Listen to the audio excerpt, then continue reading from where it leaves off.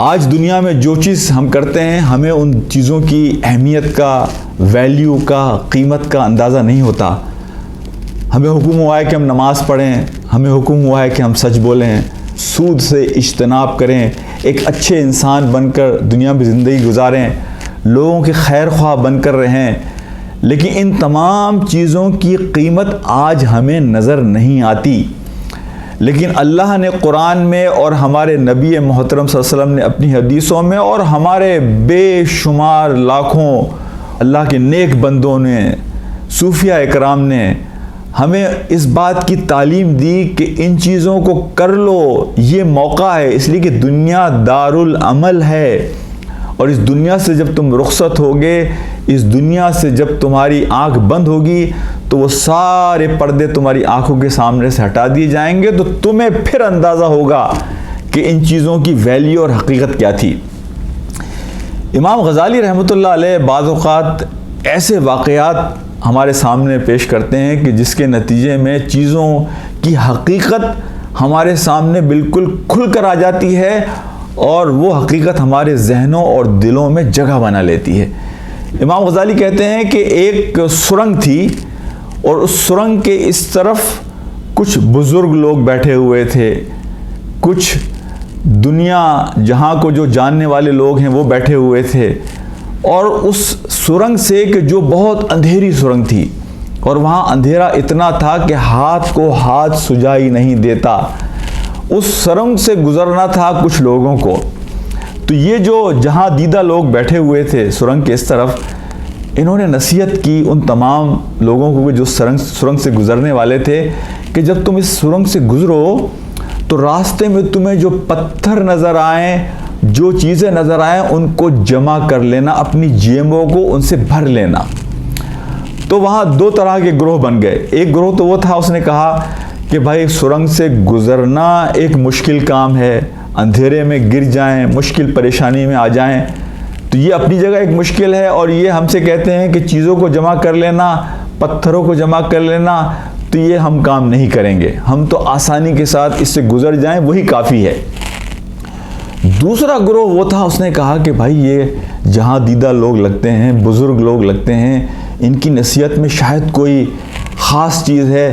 تو انہوں نے کیا کیا کہ اپنی جیبوں کو بھر لیا ان تمام پتھروں سے جو راستے میں ان کو نظر آئے۔ اندھیرے سے گزرنے کے بعد جب یہ دونوں گروہ روشنی میں پہنچے تو روشنی میں وہ دیکھتے ہیں کہ جن پتھروں کو انہوں نے جمع کیا تھا وہ پتھر نہیں بلکہ ہیرے جواہرات تھے۔ وہ قیمتی پتھر تھے کہ جن کی قیمت کا اندازہ کوئی لگا نہیں سکتا۔ اب آپ اندازہ کیجئے کہ وہ گروہ، اس میں شرط یہ تھی کہ آپ واپس نہیں جا سکتے، یہ یک طرفہ ٹریفک ہے، ون وے ٹریفک ہے، کوئی واپسی کا راستہ نہیں ہے۔ لہٰذا وہ لوگ کہ جنہوں نے ان بزرگوں کی بات کو نظر انداز کیا تھا، اسے کوئی اہمیت نہیں دی تھی، وہ ان کے پچھتاوے کا آپ اندازہ لگائیے، وہ اپنے ہاتھوں کو کاٹ رہے تھے کہ کاش کہ ہم نے ان بزرگوں کی بات سنی ہوتی۔ لیکن دلچسپ بات یہ ہے کہ وہ لوگ جنہوں نے پتھر جمع کیے تھے انہیں بھی ایک حسرت تھی، انہیں بھی ایک افسوس تھا کہ کاش کہ ہم مزید اور پتھر جمع کر لیتے۔ اسی لیے آخرت کو حسرت کا دن، یوم حسرہ بھی قرار دیا گیا ہے کہ وہاں وہ لوگ تو حسرت کریں گے ہی کہ جو ناکامی کا منہ دیکھیں گے، جنہوں نے اپنی زندگی کو ضائع کر دیا، لیکن اللہ کے نیک بندے بھی وہاں حسرت کریں گے کہ کاش کہ ہم نے زندگی کا کوئی لمحہ ضائع نہ کیا ہوتا،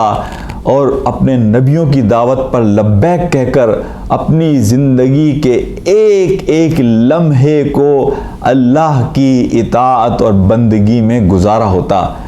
اللہ تعالیٰ مجھے اور آپ کو توفیق دے کہ یہ نماز، یہ روزہ، یہ حج، یہ زکوٰۃ، آج کی مشکلات، یہ مشکلات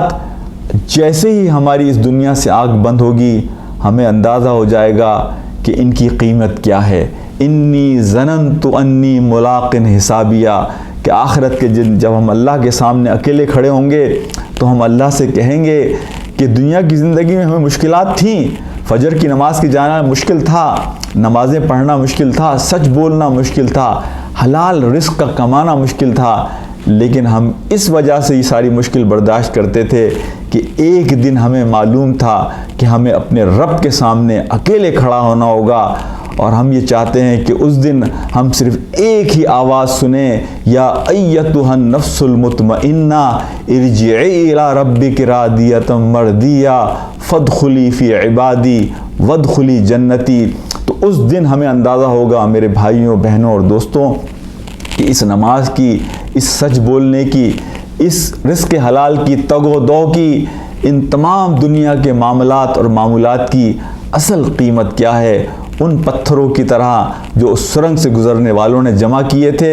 تو انہیں اس کی حیثیت کا اندازہ نہیں تھا، لیکن جب روشنی میں انہوں نے دیکھا تو انہیں پتہ چلا کہ یہ کتنے قیمتی ہیرے جواہرات ہیں۔ اللہ مجھے اور آپ کو یہ توفیق دے کہ ہم اس دنیا میں